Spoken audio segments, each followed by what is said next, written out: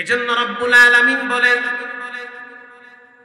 পৃথিবীর ভিতরে সবচেয়ে শ্রেষ্ঠ সম্পদের নাম হলো কোরআন। সব শিখলেন, কোরআন শিখলেন না, জীবনে আপনি কিছুই শিখতে পারেন নাই। কারণ কোরআন হলো ঐশী বাণী, আল্লাহ পাকের কালাম। মৃত্যুর পরেও আরবিতে প্রশ্ন করা হবে। কিয়ামতের ময়দানে কোরআনওয়ালাদেরকে আল্লাহ পাক ডাক দিবে, ডেকে বলবে, ইকরা কিতাবাক ইকরা ওয়ারতাকি ওয়ারাত্তিল কামা কুনতা তুরাত্তিলু ফিদ দুনিয়া ফাইন্না মানজিলাকা ইনদা আখিরি আয়াতান তাকরাউহা। ও হাফেজে কোরআন, যখন মানুষগুলো ঘুমের ভিতরে বিভোর ছিল, রাত্র 2টা পর্যন্ত ফেসবুক চালায়া আর চোখে কুলায় দেয়, পরে ঘুমায় যায়। গান শুনতে শুনতে যৌবনটারে শেষ কইরা ফেলাইছে। রাত জেগে জেগে ল্যাংটা নর্তকীদের নাচ দেখতে দেখতে মস্তিষ্ক বিকৃত ঘটেছে, চোখে আর কুলায় না, এখন ঘুমায় গেছে, খবর নাই। আর তুমি হাফেজে কোরআন 3টার সময় ঠান্ডা পানি দিয়ে ওযু বানায়া 2 রাকাত নামাজ পড়া কোরআনটা নিয়ে বইসা যখন তেলাওয়াত করতেছিলা, আমি আল্লাহ তোমার জন্য তখনই জান্নাতে একটা ঘর বানায় রাখছি। হাদিসের কথা। আল্লাহ পাক বলবেন, ইকরা, পড়তে থাকো, পড়ো তুমি, ওয়ারতাকি ওয়ারাত্তিল কামা কুনতা তুরাত্তিলু ফিদ দুনিয়া, যেভাবে তুমি দুনিয়ার ভিতরে তেলাওয়াত করতে, আজকে তুমি একটি আয়াত তেলাওয়াত করো আর একটা তালায় উঠতে থাকো। যতগুলো আয়াত তেলাওয়াত করবা ততগুলো তালায় তুমি চড়বা। দুনিয়ার ইট তৈরি হয় মাটি দ্বারা, আল্লাহ পাক বলেন জান্নাতের ইট তৈরি হবে স্বর্ণ দ্বারা। দুনিয়ার ভিতরে মানুষের বাড়ি গাড়ি দেখা আফসোস করিও না, সম্পদওয়ালাদের টাইলসওয়ালা বিল্ডিং দেখা মনটারে খারাপ কইরো না। আল্লাহর নবী বলেন, ও হাফেজে কোরআনরা অপেক্ষায় থাকো, যেভাবে তোমরা দুনিয়ার ভিতরে কোরআন শিক্ষা করেছো, কিয়ামতের ময়দানে 6666 তালা তোমাদের জন্য নির্ধারণ হয়ে গেছে। কোরআনওয়ালাদেরকে আল্লাহ পাক দুনিয়ার কোথাও ঠেকায় না। তারা যদি জেলখানায়ও যায়, ওখানেও তাদের সম্মানের অভাব থাকে না। আমরা দেখেছি কোরআনের কথা বলার কারণে, হক কথা বলার কারণে যারা জেলখানায় গেছে, খোদার কসম কারো মর্যাদা কমে নাই, প্রত্যেকের মর্যাদা আল্লাহ দ্বিগুণ বাড়ায়া দিছে। কারো মর্যাদা করে। আল্লামা সাখাওয়াত হোসেন রাজি সাহেব, মাজলুম আলেমে দ্বীন খুরশিদ আলম কাসিমি, এরপরে এদেশের শ্রেষ্ঠ সন্তান আল্লামা মামুনুল হক, যার নাম শুনলে নাস্তিকদের পাতলা পায়খানা হয়। বিশ্বাস করেন ভাই, সম্মান আল্লাহ কমায় নাই, মর্যাদা আল্লাহ কমায় নাই, কারণ সাহাবায়ে কেরামদেরকেও এর চেয়ে বেশি ত্যাগ স্বীকার করা লাগছে। তাদেরকেও ফাঁসির কাস্টে ঝুলা লাগছে, রক্ত দেওয়া লাগছে, তারপরেও তারা বেঈমানের সামনে মাথা নত করে নাই। কিয়ামত পর্যন্ত একদল উলামায়ে কেরাম কোরআনের সঠিক কথা বলবে, হক কথা বলবে, কে রাগ করলো, কে বেজার হইল পরোয়া করবে না, তারা শুধু আল্লাহর দিকে তাকাইয়া সঠিক কথা বলেই যাবে। মুসলমান ভাইরা আমার, এজন্য সন্তানগুলাকে ইলমে দ্বীন শিক্ষা দেন, কোরআন শিক্ষা দেন। 5টা সন্তান আছে, কমপক্ষে 2টা সন্তানকে আলেম বানান। আমি জুমা পড়াই ঐতিহ্যবাহী জিলপার মসজিদ, ওখানে হাই কোয়ালিটির কিছু মুসল্লি নামাজ পড়ে রাজারবাগ পুলিশ লাইনের একেবারেই পাশে। পুলিশের ঊর্ধ্বতম অনেক কর্মকর্তা নামাজ পড়ে, যাদের সন্তান অনেকেই কোরআনের হাফেজ, অনেকেই আলেম। বলে, হুজুর মনে করিয়েন না, পুলিশে চাকরি করি আর রাইতে 3টার বেলায় টেরাঘাট কাটা হারুন, এটা আমি করি না। একেবারে বহিদ পয়সা যতটুকু আমার জন্য নির্ধারণ হয়েছে ওটাই গ্রহণ করি, 1টা টাকাও হারাম খাই না, যার কারণে আল্লাহ ঘরটারে জান্নাত বানায় রাখছে। আলেমরা যদি জেলখানায় যায় সাধ্য অনুযায়ী চেষ্টা করে তাদের উপরে যেন কোনো জুলুম না হয়। সব তো আর রামবামদের দালাল না, কিছু তো কোরআনের মেডিসিন ওয়ালা উলামায়ে কেরামের বন্ধুরাও ওখানে আছে না নাই? এজন্য সন্তানগুলোকে দিনদার বানান। দিনের ভিতরে আল্লাহ পাক সুখ আর শান্তি রেখে দিয়েছে। কোরআন শিক্ষা দেন, মেয়েদেরকে ইলমে দ্বীন শিক্ষা দেন। ওই মা বাবার জীবন কত ধন্য, যেই মা বাবার মৃত্যুর পর দোয়া করার জন্য দূর থেকে লোক ডাইকে আনা লাগে না, নিজের ঘরের সদস্যরাই তার জন্য দোয়া করে। করোনার সময় দেখছি এই মুগদার পাশে, ঢাকা মুগদার পাশে চা বিক্রি করত, রাত জেগে জেগে সায়দাবাদে চা বিক্রি করত। নাইট কোচ গুলা যখন ঢাকায় ঢুকতো রাত্র তখন ৩টা, ২টা, ২:৩০ বাজতো। মানুষ নাই মা চা খাইতো, রুটি খাইতো। এরকম নাইট হোটেল আছে না নাই? চা বিক্রি করতো, রুটি বিক্রি করতো। ৩টা সন্তান, 2টা মেয়ে, 5 জন ছেলে মেয়ের একটা সুন্দর পরিবার। আল্লাহর কি ফয়সালা! আল্লাহর বান্দাকে আল্লাহ পাক নিয়ে গেছে। তার মৃত্যুর পরে জানাজার দৃশ্য দেখছি। প্রথম সিরিয়ালে 3টা সন্তান, 13টাই হাফেজে কোরআন, দাঁড়ায় রয়েছে, 13টাই হাফেজে কোরআন। ধন্য মায়ের সন্তান চলে গেছে, অভাব নাই। জানাজা পড়ানোর জন্য একটা সন্তানকে সামনে দেওয়া হইল, তুমি পড়াও। বড় সন্তান জানাজা পড়াইলো, চোখের পানি দিয়ে বুক ভিজাইতেছে আর বলতে আছে, আল্লাহ, বাবা এত চা বিক্রি করে করে আমাদেরকে হাফেজ বানাইছে। কিয়ামতের ময়দানে, হাসরের ময়দানে আমার আব্বারে নূরের টুপিটা আল্লাহ আপনি নিজের হাতে পরাইয়া দিয়ে। সন্তানের কি আবেগ, কি ভালোবাসা বাবার প্রতি! এটা জাগতিক শিক্ষার কারণে হয় না, কোরআনের শিক্ষার কারণে হয়েছে। জীবনে কোনোদিন আব্বার চোখের দিকে তাকাইয়া পাকা নজরে কথা বলি নাই। আর আপনার সন্তান আপনার পকেটের টাকা খাইয়া, আপনার ঘরে ঘুমাইয়া, আপনার নিয়ন্ত্রণে থাইকা আপনার কথা মানে না, আপনি ব্যর্থ বাবা, আপনি ব্যর্থ বাবা।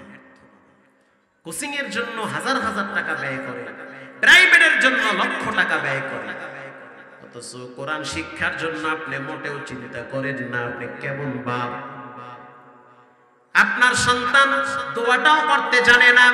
রব্বানা যালামনা আনফুসানা ওয়া ইল্লাম তাগফির লানা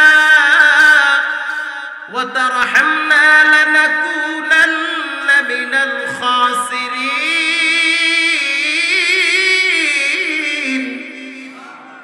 এই দোয়াটাও আপনার সন্তান জানে না, সালামটা ভালো করে জানে না। আপনি কোনোদিন জিজ্ঞাসা করেন নাই কেমন বাপ আপনি? আপনি না মহা আনন্দে আছে, একতলা একটা গরু গাইয়া মহা সুখে আছে।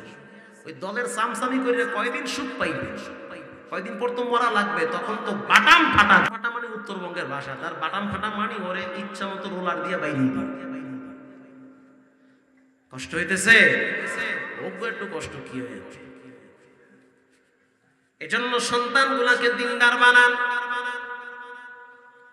ইয়ারফাইল্লাহু আল্লাযীনা আমানু মিনকুম ওয়াল্লাযীনা উতুল ইলমা দারাজাত।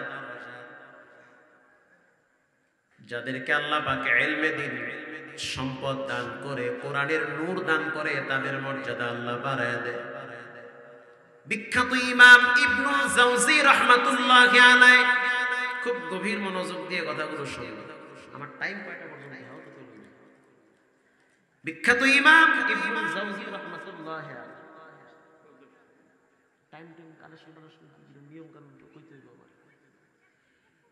উয়ুনুল হিকায়াত একটা কিতাব আছে, আরবি কিতাব, বাংলায় হয়েছে এটা। ইবনুল জাওজি রাহমাতুল্লাহি আলাইহি তার লেখা, অনেক বড় একজন আলেম।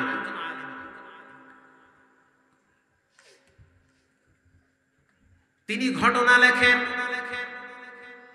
ঘটনা এমন জিনিস, অনেকের কাছে ঘটনা ভালো লাগে না। আরে ভাই, আপনার তো ভালো লাগবে না। এদেশের হাজারো মানুষ প্রত্যক্ষদর্শী, ঘটনা দেখা সাচ্চা ঈমানওয়ালা, আমলওয়ালা হয়ে গেছে, দেখেই ভালো হয়ে গেছে। বহুত পুলিশ আছে, এরা মানুষদেরকে যখন লাশ অনেকদিন পর লাশ পোস্টমর্টম করে না কবর থেকে উঠাই, আবার ওই লাশ দেখে তারা দাড়িওয়ালা টুপিওয়ালা নামাজিওয়ালা হয়ে গেছে। চিন্তা করতে জোরে আল্লাহ জিব্বা দিয়ে অর্ধেক বাইরে গেছে, গালগল ভুললে গেছে। তা আমার অবস্থা তো এর চেয়ে ভয়াবহ হইতে পারে, এই ডরে ইমানওয়ালা হয়ে গেছে। আছে না নাই? অনেক আছে। তিনজন ইলম পিপাসুক, একজনের নাম হলো মুহাম্মদ বিন খুজাইমা, আরেকজনের নাম হলো মুহাম্মদ বিন ইবনে জারির, তাফসিরে জারির অনেক বড় কিতাব। আরেকজনের নাম হলো মুহাম্মদ বিন নসর। তিনজনের নামই হলো মুহাম্মদ। একজনের নাম হলো মুহাম্মদ বিন খুজাইমা, আরেকজনের নাম হলো মুহাম্মদ বিন নসর, আরেকজনের নাম হলো মুহাম্মদ ইবনে জারির। এই তিন ইলমে দ্বীন পিপাসুক তিনজন বুজুর্গ তালিবুল ইলম ছাত্র মানুষ, তারা সিরিয়া থেকে বাগদাদে রওনা হয়েছে। আগের জমানায় তো একটা হাদিস সংগ্রহ করার জন্য অনেক পথ অতিক্রম করা লাগতো। তিনজনই হাদিস সংগ্রহ করার জন্য বাগদাদে সফর শুরু করে দিল। বাগদাদে যাওয়ার পরে অপরিচিত এলাকা, তাদেরকে কেউ চিনে না, তারাও কাউকে চিনে না। যা ছিল পাথে সব ফুরিয়ে গেছে, যা ছিল সম্পদ সব শেষ হয়ে গেছে, কিছুই তাদের কাছে নাই। তিনজনে আল্লাহর ঘর মসজিদে আশ্রয় নিয়েছে। তিনজনে পরামর্শ করলো, কারো কাছে হাত পাতবো না, দেখি কতদিন থাকা যায়। 3 দিন পর্যন্ত তারা শুধু মসজিদের পাশে একটা কূপ ছিল, পানি পান করে করে জীবনটা কাটাইতেছে। এরপরেও কারো কাছে হাত পাতে নাই। 3 দিন পর সিদ্ধান্ত নিয়েছি, ভাবে আর জীবন চালানো যায় না, কাজের জন্য আমরা বের হয়ে যাই। তিনজনই কাজের সন্ধানে বের হয়ে গেল, কোথাও কোনো কাজ পায় না। যেই কাজ পায় সেই কাজ তারা জানে না, তারা যেটা জানে সেই কাজ ওই দেশে চলে না। তিনজনে মসজিদে আইসা পরামর্শ করলো কি করা যায়। এবার নিরুপায় হইয়া তিনজনে পরামর্শ কইরা বুদ্ধি করলো যে একদিন একজনে গিয়া মানুষের কাছে হাত পাতবে, যেহেতু আমাদের পিঠ দেওয়ালে ঠেকে গেছে, এই পর্যায়ে আইসা হাত পাতা জায়েজ আছে। মানুষের কাছে হাত পাতবে আর বলবে আমরা মুসাফির মানুষ, অনেক দূর থেকে আসছি, যদি ভালো লাগে তো আল্লাহর হস্তে কিছু সাহায্য করে। এখন প্রথমে কার নাম, কে প্রথমে মানুষের কাছে হাত পাতবে? কারো তো মনে চায় না যে আমি আমার আত্মমর্যাদা গায়রাতকে বিলীন করে দিয়ে মানুষের কাছে হাত পাতি। লটারি দিল, দেখি কার নাম প্রথম উঠে। যখন লটারি ছাড়া হইল, প্রথম নামটা বিখ্যাত ইমাম ইবনে জারির রাহমাতুল্লাহ আলাইহি, তার নামটা প্রথম উঠছে।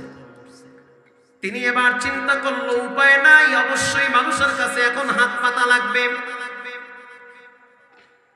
উযু বানায়া তিনি এবার সিদ্ধান্ত নিল যে 2 রাকাত নামাজ পড়া মানুষের কাছে হাত পাতার আগে আল্লাহর কাছে আগে হাতটা পাইতে হবে।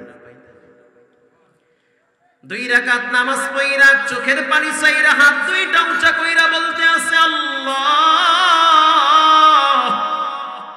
জীবনে কোনোদিন মানুষের কাছে হাত পাতি নাই, আজকে নিরুপায় হইয়া লজ্জিত হয়ে মানুষের কাছে হাত পাততে হবে। হাতটা মানুষের কাছে পাতার আগে তোমার কাছে পাইতে হবে। আমি তো জানি তোমার কাছে তো মুসা নবী হাত পাচ্ছে, ইব্রাহিম নবীও তোমার কাছে হাত পাচ্ছে, তোমার কাছে তো তোমার প্রিয় বন্ধু মুহাম্মদুর রাসূলুল্লাহ সাল্লাল্লাহু আলাইহি ওয়াসাল্লাম তিনিও হাত পাচ্ছে। পৃথিবীর এমন কোন নবী নাই যেই নবীরা তোমার কাছে হাত পাতে নাই, এমন কোন সাহাবী নাই যেই সাহাবী তোমার কাছে হাত পাতে নাই। রে আল্লাহ, আমি একজন তোমার ক্ষুদ্র গোলাম, তোমার কাছে হাত পাচ্ছি, তারা দিও না রে আল্লাহ। নবীর হাদিস শিখতে আসছি, মানুষের কাছে যদি হাত পাতি মানুষ লজ্জা দিবে, আত্মমর্যাদা বংশীয় সন্তান আমি, লজ্জা দিয়েন না রে আল্লাহ।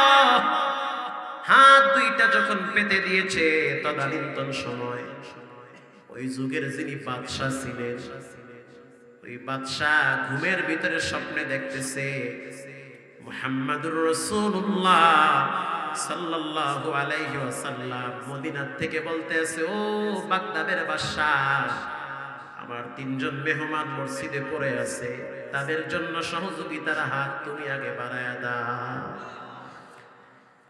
ঘুম ভেঙে গেল, অস্থির হয়ে গেল, কি করা যায়? ফজরের নামাজের আগে বাদশাহ পিস দ্বারা খাবার পাঠায় দিছে মসজিদের কিনারায়। তিনজনের নাম আল্লাহর হাবিব স্বপ্নে জানায় দিল বাদশার কাছে। ওই তিনজনের নাম সংগ্রহ করে এবার তাদের মসজিদের সামনে দাঁড়ায়। যখন আওয়াজ দিল মুহাম্মদ বিন জারির কার নাম, বলে তিনি তো কোনায় বসে আছে। মুহাম্মদ বিন কুজাইমা কার নাম, মুহাম্মদ বিন কুজাইমা কার নাম, নসর কার নাম, বলে এখানে তো তিনজনই আছে। কে পাঠাইলো? বলে বাদশাহ হাদিয়া পাঠাইছে।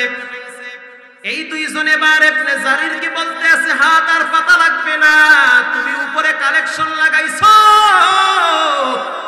আরশ আজিম গরম হয়ে গেছে, ওখান থেকে মদিনায় কালেকশন লাগছে, মদিনার থেকে বাগদাদে কালেকশন লাগছে। আল্লাহু আকবার। এজন্য এলেম এমন এক সম্পদ আল্লাহ পাক ঠেকায় রাখেন। আল্লাহ পাক যুগে যুগে ইলমে দ্বীন এটাকে ঠিক রাখার জন্য লাখো মানুষের দিল কোরআনের প্রতি সহযোগিতার হাত বাড়ায়া দেয়। এজন্য সন্তানগুলোকে দিনদার বানান, কোরআনওয়ালা বানান। রব্বুল আলামিন কোরআনে বলেন, ওয়া ইযা কুরিয়াল কুরআন ফাসতামিউ লাহু ওয়া আনসিতু লাআল্লাকুম তুরহামুন।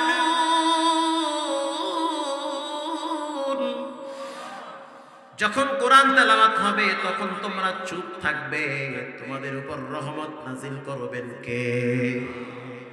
নিজে কোরআন শিক্ষা করেন, সন্তানগুলোকে কোরআন শিক্ষা দেন। অন্য এক হাদিসে রাহমাতুল লিল আলামিন বলেন, মান খরাজা ফি তালাবাল ইলমি ফাহুয়া ফি তালাবাল ইলমি কানা ফি সাবিলিল্লাহ। যতক্ষণ পর্যন্ত একজন ছাত্র কোরআন শিক্ষার জন্য কোরআনের রাস্তায় সময় দেয়, আল্লাহর রাসূল বলেন সে প্রকৃত আল্লাহর রাস্তায় আছে। এজন্য সন্তানগুলোকে যথাসম্ভব ইলমে দ্বীন শিক্ষা দেন। আপনাদের পাশে একটা মহিলা মাদ্রাসা, এই মহিলা মাদ্রাসায় ছাত্রীরা লেখাপড়া করে, এটা সরকার টাকা পাঠায় দিয়ে তাজা রাখবে না, বরং আপনাদের সহযোগিতায় এটা চলবে। এখানে অনেক মায়ের সন্তান আছে, আমি প্রথমে একজন মায়ের সন্তান চাই। কে পারবেন কোরআনের মহব্বতে আমি মাদ্রাসার জন্য ৫,০০০ টাকা দান করলাম। সম্পদ নিয়ে মানুষ কবরে যায় না, সম্পদ রেখেই কবরে চলে যেতে হয়। উঠা বসা করবেন না। পুরা মজমার ভিতরে আমি একজন মানুষ চাই, ফি সাবিলিল্লাহ ৫,০০০ টাকা মাদ্রাসার জন্য দান করলাম। আব্বা আম্মা থাকলে খাওয়ানো লাগতো, চিকিৎসা করা লাগতো। নিজেকে আল্লাহ পাক সুস্থ রাখছে, ছেলে মেয়েগুলাও সুস্থ আছে। আছেন কোন মায়ের সন্তান, আব্বা আম্মার মহব্বতে অথবা নিজের জন্য ৫,০০০ টাকা কোরআনের মজমায় আমি দান করে দিলাম, নগদ অথবা বাকি ফি সাবিলিল্লাহ দেওয়ার মতো একজন লোক আছে? আছেন কেউ দেওয়ার মতো? একজন লোক, দুইজন, একজন। পুরা মজমার ভিতরে আমি একজন মায়ের সন্তান চাই, ৫,০০০ টাকা আমি দিয়া দিলাম ইনশাআল্লাহ মাদ্রাসায়। ঠকবেন না, শেষ হয়ে যাবেন না। আর সম্পদ এগুলো আসবে আর যাবে, স্থায়ী সম্পদও হয় না, আর মানুষও স্থায়ী হয়। আছেন কেউ দেওয়ার মতো? ৫,০০০ টাকা মাদ্রাসার জন্য নগদ অথবা বাকি আমি ৫,০০০ টাকা আল্লাহর নবীর ঘরে ফি সাবিলিল্লাহ তালিবুল ইলমদের জন্য দান করলাম। দেওয়ার একজন লোক পুরা মজমার ভিতরে আছেন কেউ দেওয়ার মতো? ৫,০০০ টাকা। ডানে বামে সামনে পিছনে অনেক সম্পদওয়ালা ব্যক্তিরা বসা আছে, ৫,০০০ টাকা দেওয়ার মতো কেউ আছে? নাই কেউ দেওয়ার মতো? হুজুর আমি ৫,০০০ টাকা দিলাম, আছেন কেউ দেওয়ার মতো? ৫,০০০ টাকা আব্বা আম্মার নামে এই মাহফিল থেকে আপনাদের জন্য দোয়া হবে। ফি সাবিলিল্লাহ আমি সাদকায়ে জারিয়া ৫,০০০ টাকা দান করে দিলাম ইনশাআল্লাহ। একজন লোক হিম্মত করে হাত তুলেন, ইনশাআল্লাহ আমি ৫,০০০ টাকা দিয়ে দিব। ৫,০০০ টাকা খুব বেশি না, হসপিটালে গেলে, ডাক্তারখানায় গেল, 5,000 টাকা বিল উঠায় দেয়। আছেন কেউ দেওয়ার মতো? পুরা মজমার ভিতরে আমি 5,000 টাকা ইনশাআল্লাহ দেব, একজন কে দিবে? আছেন কেউ দেওয়ার মতো? এত মানুষ যদি 5,000 টাকা দেওয়ার মতো একজন না থাকেন, এটা দুঃখজনক। একজন লোক 5,000 টাকা দেবে ইনশাআল্লাহ।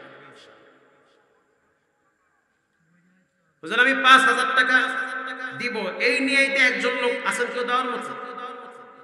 সভাপতি সাহেব নাই কেউ দেওয়ার মতো? এখনো পর্যন্ত কোরআন শুদ্ধ হয় না। আপনি কিয়ামতের ময়দানে বলবেন যে আল্লাহ আমি চেষ্টা করছি, হয় নাই। আপনি দুনিয়ার সব কিছু যেভাবে চেষ্টা করলেন, কোরআন শিখার ব্যাপারে তো ওইভাবে চেষ্টা করেন না। বাপ সন্তানকে কোচিং এ পাঠানোর জন্য যেই পরিমাণ চেষ্টা করে, প্রাইভেটে স্কুলে কলেজে ভার্সিটিতে দুনিয়ার লাইনে সফলতার জন্য যেই চেষ্টা করে, বিশ্বাস করেন নামাজের জন্য মা বাবারা এর অর্ধেকও চেষ্টা করে না, এর অর্ধেকও চেষ্টা করে। এজন্য কিয়ামতের ময়দানে সন্তানের বিরুদ্ধে, মা বাবার বিরুদ্ধে সন্তান মামলা দায়ের করবে। ক্বালু রাব্বানা ইন্না আতা'না সাদাতানা ওয়া কুবারা'না ফাআযাল্লুনা আস-সাবিলা। হাসরের ময়দানে সন্তানরা মা বাবার বিরুদ্ধে বলবে, আল্লাহ আমার আব্বা আম্মাকে সর্বপ্রথম জাহান্নামে নিয়ে যান। সাদাতানা ওয়া কুবারা'না, বড়দের কথা বলা হয়েছে। সন্তানের কাছে মা বাবা হলো অনেক বড়। ওয়া কুবারা'না ফাদাল্লুনা আস-সাবিলা রব্বানা আতিহিম দি'ফাইনি মিনাল আযাব। বিচারের ময়দানে সন্তানরা বলবে, আল্লাহ আমার আব্বা আম্মারে ডাবল আযাব দেন। এত কষ্ট করেন, জমিনে চাষাবাদ করেন, ফসলগুলো ঘরে আনেন, এরপরে সন্তানের জন্য লেখাপড়ার ফিস দেন, মাথার গাম পায়ে ফেলায় রিক্সা চালান, অটো চালান, দোকানদারি করেন, চাকরি করেন, টাকা পয়সা ইনকাম করার পর এই সন্তান যদি ইসলাম না চিনে, কোরআন না বুঝে, নবী না চিনে, হালাল হারাম যদি না বুঝে, কিয়ামতের ময়দানে এই সন্তান আপনার জন্য অভিশপ্ত হয়ে দাঁড়াবে। দুনিয়ার ভিতরে সন্তান থেকে তো তেমন কিছু পাইলেন না, মরার পরেও তো আবার সন্তানের মামলা খাওয়া লাগবে। আপনি ভাবতে পারেন হয়তো সন্তান আমার বিরুদ্ধে মামলা দায়ের করছে, দরকার নাই সন্তানের, আমার তো ক্ষমতা দুনিয়াতে ছিল, আজকে বুঝি আমার ক্ষমতা কাছে আসবে। ওই সময় আপনি তাকায় দেখবেন আপনার ক্ষমতাও কোনো কাজে আসলো না। হালাকা আন্নি সুলতানিয়া, ক্ষমতা আপনার থেকে দূরে চলে গেল, কারণ যারা আপনাকে নেতৃত্ব দিত তারাই তো ধরা খেয়ে যাবে। এরপরে আপনি ভাববেন সন্তান দরকার নাই, ক্ষমতাও দরকার নাই, যে সম্পদ কামাইছি এই সম্পদ বুঝি আমার কাছে আসবে। ইন দি মিন টাইমে আওয়াজ আসবে, সম্পদ বলবে আমি তোমার থেকে আরো আগেই তো অভিশপ্ত হয়ে গেছি। মা আগনা আন্নি মালিয়া, মাল কাছে আসবে না, মাল আপনার জন্য অভিশপ্ত হয়ে যাবে। এজন্য রব্বুল আলামিন সূরা তাওবার ভিতরে বলেন, কিয়ামতের ময়দানে দুনিয়ায় যারা যাকাত দিত না তাদের সম্পদগুলো সাপ হইয়া কপালে আর বুকে কামড় দিবে। আল্লাহু আকবার। যারা দুনিয়ার ভিতরে সম্পদ জমা রাখতো, যাকাত দিত না, কিয়ামতের ময়দানে এই সম্পদগুলো সাপ হয়ে তাদেরকে আঘাত করবে। সূরা হুমাযার ভিতরে আল্লাহ পাক বলেন, কাল্লা লায়ুনবাযান্না ফিল হুতামা, তুমি ভেবেছো তোমার মাল, ইয়াকুলু ইবনু আদম মালি মালি, কত শিল্পপতি কোটিপতি টাকাওয়ালা দেখবেন টাকা আছে কিন্তু খাইতে পারে না, আছে না নাই? টাকা আছে কিন্তু চিকিৎসা নাই, পৃথিবীর কোনো ডাক্তার তারে ভালো করতে পারে না, বছরকে বছর ঘরে শুয়ে আছে, হসপিটালের বেডে পড়ে আছে, টাকা আছে বাট কোনো চিকিৎসায় কাজে আসে। আবার এমন মানুষ আছে একটা প্যারাসিটামল কিনে খেতে পারে না, আছে না নাই? অতএব সম্পদ নিয়ে বড়াই করার কোনো সুযোগ নাই, কারণ মানুষ ভাবে যে সম্পদ বুঝি আমার। আল্লাহর রাসূল বলেন ইয়াকুলু ইবনু আদামা মালি মালি, আদম সন্তান বলে আমার মাল, আমার সম্পদ, আমার বাড়ি, আমার গাড়ি। ওয়া হাল্লাকা মিন মালিকা ইয়া ইবনি আদম, অথচ আদম সন্তান ধোকার ভিতরে আছে, বোকার ভিতরে আছে, বোকার স্বর্গে বসবাস করে, দুনিয়ার ধান্দায় সে বোকা হয়ে আছে, কিচ্ছু কাজে আসবে না। ইল্লা মা আকালতা ফাফনাইতা, যা আপনি খাবেন তাই আপনার, যেটা আপনি খাবেন সেটাই আপনার। কিছু মানুষ আছে নিজেও খায় না আর একজনরেও দাওয়াত দিয়ে খাওয়ায় না, টাকা পয়সা সব জমা করে রাখে, আছে না নাই? আবার কিছু মানুষ আছে গরুর দুধ বিক্রি করে বিড়ি কিনে খায়। কলা গাছে ধরছে, এই কলা দেখবেন ওই পটিয়াদি বাজারে নিয়ে বিক্রি করে 6 প্যাকেট আকিস বিড়ি কিনা টানতে টানতে বাইতে যাইবে, আছে? ওই যে কয় হাদিসে তো আছে যা খাবা তাই তোমার, তা আমিও তো খাইতেই তো আছি, না খাইয়ে তোর মরে নাই, বিড়ি খাইয়ে তো বাইতে আছি। ইল্লা মা আকালতা ফাফনাইতা, যা খাবেন তাই আপনার, তো খাইতেই তো আছি, না খাইয়া তো আছি, এজন্য আপনি খাবেন। ইল্লা মা আকালতা ফাফনাইতা, যা আপনি খাবেন তাই আপনার। আওলা বিস্তাফা আবলাইতা, যেটা আপনি ব্যবহার করবেন সেটাই হলো আপনার। সামর্থ্য আছে ভালো একটা জামা বানান, অনেক জায়গা জমি আছে সব আপনি দেখা রাখতে আছেন, অথচ ভালো একটা পাঞ্জাবি গায়ে দিয়ে মসজিদে যান না, এটা কোন ধরনের ইসলামী? বিবাহের অনুষ্ঠানে দামি জামা পইরা যাওয়া হয়, আর আল্লাহর ঘর মসজিদে সবচেয়ে পচা জামাটা গায়ে দিয়ে হাজিরা দেয়। আপনি ঠান্ডা মাথায় চিন্তা করে দেখেন, আল্লাহর ঘর মসজিদ, আল্লাহ যেমন দামি তার ঘর কি কম দামি? অনেক দামি। আপনি শ্রেষ্ঠ নবীর শ্রেষ্ঠ উম্মত, আপনার শান মান চলাফেরা পোশাক আদি সব থাকবে সব দিক থেকে শ্রেষ্ঠ, কথা ঠিক না? অন্য অন্য লাইনে আপনি সব দিকে শ্রেষ্ঠ, বল কেনার সময় শ্রেষ্ঠ বল কিনেন, ব্যাট কেনার সময় শ্রেষ্ঠ ব্যাট কিনেন, টিভি কেনার সময় শ্রেষ্ঠ টিভি কিনেন, সবকিছুই তো শ্রেষ্ঠ কিনেন। ঘর করার সময় শ্রেষ্ঠ ইট কিনেন, ফ্যান কেনার সময় শ্রেষ্ঠ ফ্যান কিনেন, ফার্নিচার কেনার সময় সেগুন কাঠ ছাড়া কিছুই চোখে দেখেন না, তো সবই তো শ্রেষ্ঠ। আল্লাহর ঘর মসজিদ, সেখানে যাবেন নিজের পোশাক আদিও দেখা যায়, এখানেও শ্রেষ্ঠ লাগায়া যায়, ঠিক না বেঠি? এখানেও শ্রেষ্ঠ লাগাইয়ে, খালি এই জায়গায় খালি ইসলামী আর শেষরামি আর কিট্টামি করেন না, এখানেও শ্রেষ্ঠ লাগা আছে। লিবাসুত তাকওয়া, এমন পোশাক পরেন যেই পোশাকটা পরলে আল্লাহর ভয় অন্তরে চলে আসে, এরকম একটা পোশাক পরে। আপনাকে যদি এমপি সাহেব বলে আগামীকাল 10টার সময় আমার বাসভবনে দেখা করবে, আপনি কি পারবেন গোয়াল ঘর থেকে পচা লঙ্গি পরে ওই হেল্লাকে গিয়ে দেখা করতে? পারবেন?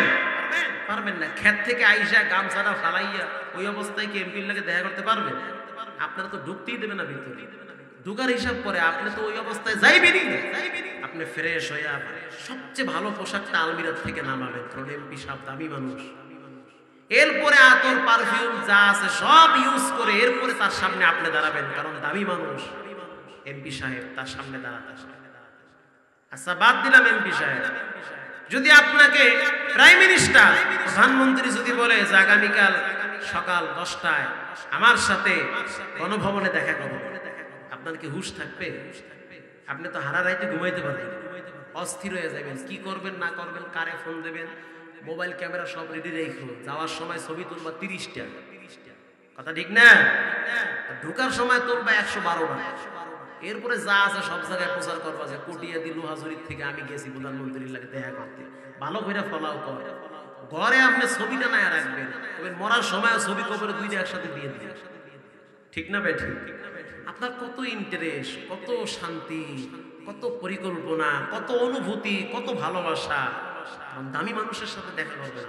প্রধানমন্ত্রী রাষ্ট্রের সর্বোচ্চ সম্মানী ব্যক্তি, তার সাথে আপনি দেখা করবেন। এবার আমি আপনাদের কাছ থেকে জানতে চাই, সমস্ত সরকারের শ্রেষ্ঠ সরকারের নাম কি? আল্লাহ। আল্লাহর নাম কইতে গলায় দিয়ে আওয়াজ বাইরে নাকি? আর একজনের ছাগল যদি আপনার খেতে মুখ দেয় তখন তো গলা মরা সিররা আওয়াজ বেশি না। আর একজনের ছাগল যদি আপনার কি বলে কি খেতে মুখ দেয় বেশি? ধান খেতে অথবা পাট খেতে, যেই পাটগুলো মিষ্টি, অথবা ধরেন এই শাক খেতে। আপনার শাক খেতে যদি আর একজনের এই ছাগলে মুখ দেয় আপনার তো হুঁশ থাকবে না। 80 বছরের চাচা হেও লাড়ি লইয়া খারায়, এ কুদ্দুসের মা, তোর ছাগলে আমার খেতে মুখ দিছে আছে না নাই? তখন তো আপনার গলার আওয়াজ ছিড়ে মিরা বাইরে। আর ওয়াজে বইয়া কই সুবহানাল্লাহ, লরে সরে না, মানে ব্যাটারি ডাউন হয়ে গেছে।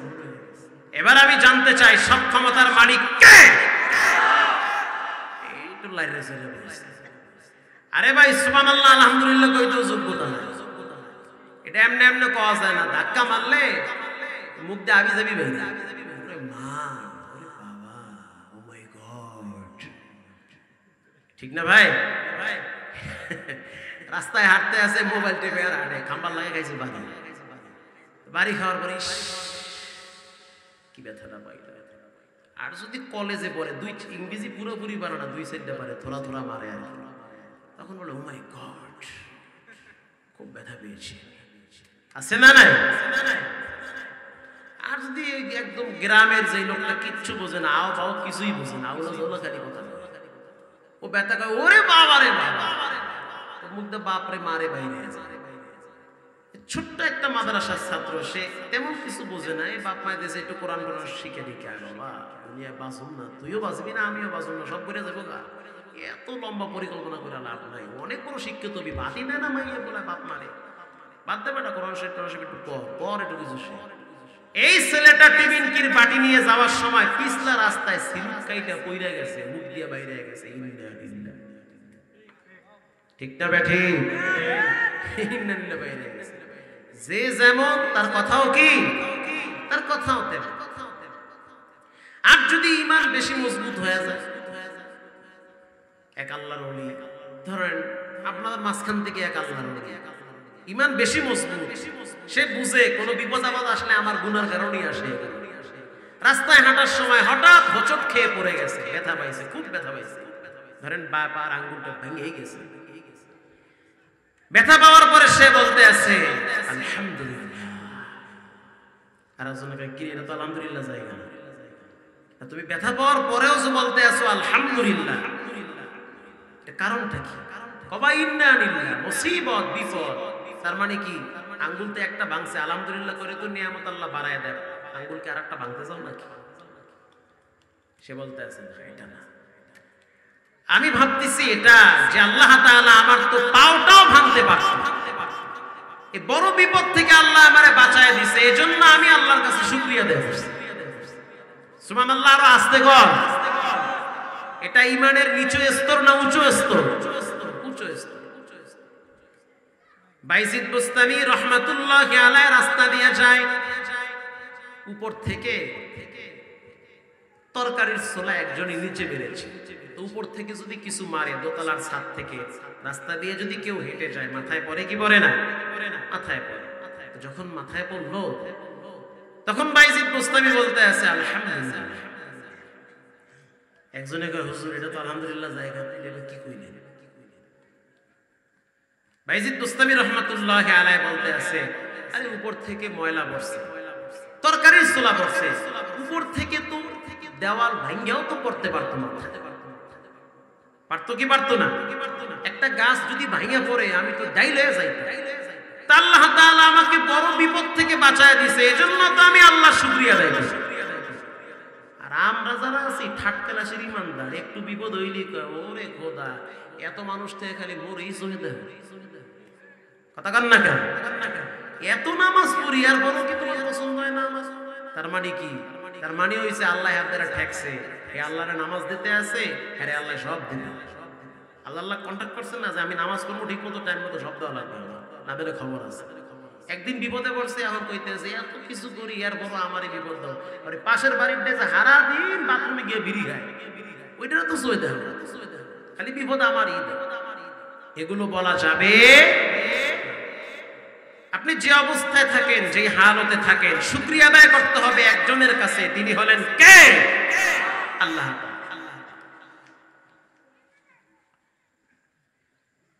এজন্য রব্বুল আলামিন বলেন, পৃথিবীর ভিতরে সবচেয়ে শ্রেষ্ঠ নিয়ামতের নাম হলো কোরআন। এমন কোন কিতাব নাই যে কিতাবটা বুকে লাগাইলে চুমা খাইলে সওয়াব হয়, কিন্তু একটা কিতাব আছে যেটা বুকে লাগাইলেও সওয়াব হয়, চুমা খাইলেও সওয়াব হয়, সেটার নাম হলো আল্লাহর কোরআন।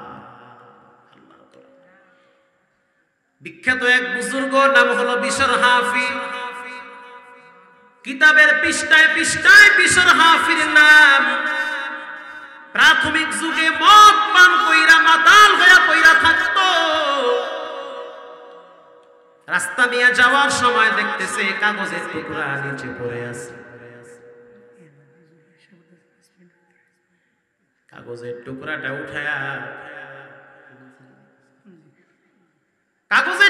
উঠায়া বুকে লাগায়া চুমা খায়, বাসায় নিয়ে গেছে।